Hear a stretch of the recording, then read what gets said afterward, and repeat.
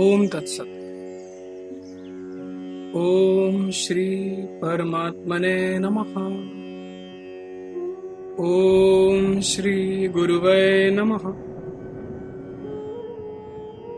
श्री योग वासिष्ठ पाठ। उत्पत्ति प्रकरण। दृश्य जगत के मिथ्यात्व का निरूपण। दृश्य ही बंधन है और उसका निवारण होने से ही मोक्ष होता है। इसका प्रतिपादन तथा दृष्टा के हृदय में ही दृश्य की स्थिति का कथन। श्री वशिष्ठ जी कहते हैं, श्री राम, जिसमें मुमुक्षुओं के व्यवहारों का ही प्रधान रूप से वर्णन है, उस मुमुक्षु व्यवहार प्रकरण के बाद अब मैं इस उत्पत्ति प्रकरण का वर्णन करता हूँ। जब तक दृश्य जगत की सत्ता है, तभी तक यह जन्म मृत्यु रूप संसार का बंधन है। दृश्य का अभाव हो जाने से बंधन कदापि नहीं रह सकता। यह दृश्य जगत जिस प्रकार उत्पन्न होता है वह बता रहा हूँ, तुम क्रमशः ध्यान देकर सुनो। संसार में जो उत्पन्न होता है वही वृद्धि एवं क्षय को प्राप्त होता है, वही बंधता और मोक्ष को प्राप्त होता है तथा वही स्वर्ग या नरक में पड़ता है। अपने स्वरूप का बोध न होने से ही बंधन है। इसलिए स्वरूप के बोध के लिए ही मैं आगे की बात बता रहा हूं। इससे तुम्हें यह ज्ञात होगा कि यह दृश्य प्रपंच कभी हुआ ही नहीं। उत्पत्ति आदि का संबंध इस दृश्य जगत से ही है, आत्मा से नहीं।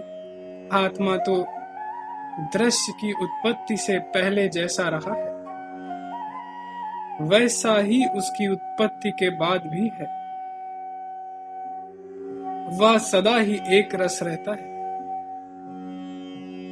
जैसे सुषुप्ति में स्वप्न के संसार का अभाव हो जाता है, उसी तरह यह जो समस्त चराचर जगत दिखाई देता है, इसका कल्प के अंत में विनाश हो जाता है।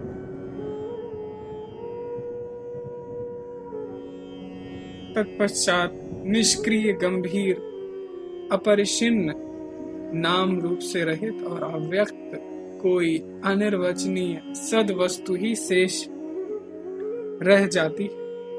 वह तेजस तत्व नहीं, क्योंकि इसके रूप नहीं होता, तथा वह तमोमय भी नहीं है, क्योंकि वह स्वयं प्रकाश स्वरूप है।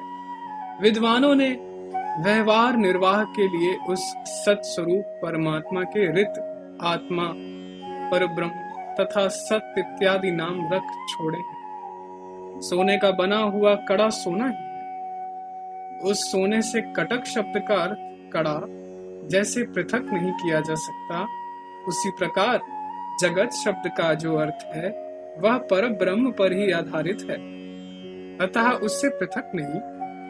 जैसे कड़े का स्वरूप सुवर्ण के स्वभाव के ही अंतर्गत है, कड़े के स्वभाव के अंतर्गत नहीं, उसी प्रकार यह दृश्यमान जगत भी अपने परिच्छिन्न स्वभाव को त्याग देने पर ब्रह्म भाव में ही प्रतिष्ठित है, जगत शब्द के अर्थ में नहीं। तात्पर्य यह है कि सोने में ही कड़े की कल्पना हुई है, कड़े में नहीं। इसी तरह ब्रह्म में ही जगत की कल्पना हुई है, जगत में नहीं। अतः वह ब्रह्म से भिन्न नहीं है।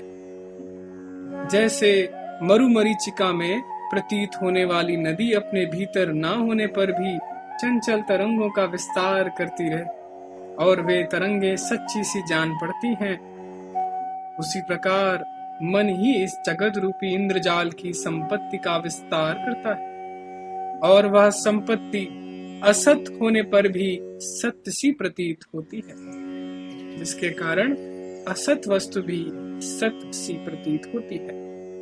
वह माया है।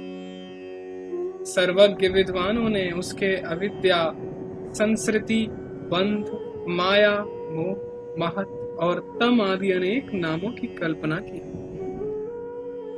प्रिय श्री राम, दृश्य प्रपंच का अस्तित्व ही दृष्टा का बंधन कहा गया है। दृश्य के बल से ही दृष्टा बंधन में पड़ा है। दृश्य का निवारण हो जाने पर वह उस बंधन से मुक्त हो जाता है। त्वम, तू, अहम, मैं और इदम, यह इत्यादि रूपों में कल्पित जो मिथ्या जगत है उसी को दृश्य कहते हैं। जब तक वह दृश्य बना रहता है तब तक मोक्ष नहीं होता। यदि यह दृश्य जगत वास्तव में है तब तो किसी के लिए उसका निवारण नहीं हो सकता, क्योंकि जो असत वस्तु है उसका अस्तित्व नहीं है और जो सत वस्तु है उसका कभी अभाव नहीं होता। चित स्वरूप आत्मा का जिसे बोध नहीं है वह दृष्टा जहां कहीं भी रहता है वहीं उसकी दृष्टि के समक्ष इस दृश्य जगत का वैभव प्रकट हो जाता है। इस दृश्य प्रपंच के रहते हुए निर्विकल्प समाधि कैसे हो सकती है? निर्विकल्प समाधि होने पर ही चेतनता और तुरीय पद की उपपत्ति होती है। जैसे सुषुप्ति प्रगाढ़ निद्रा के पश्चात यह सारा सांसारिक तो अनुभव में आने लगता है, उसी प्रकार समाधि से उठने पर यह संपूर्ण दुखमय जगत जैसे का तैसा प्रतीत होने लगता है। इस मन रूप दृश्य के रहते हुए कोई समाधि के लिए कितना ही प्रयत्नशील क्यों न हो, क्या उसे दृश्य प्राप्त नहीं होता? अवश्य होता है, क्योंकि जहां जहां इसकी चित्तवृत्ति जाती है वहां वहां उससे संबंध रखने वाले जगत रूपी भ्रम का निवारण नहीं किया जा सकता।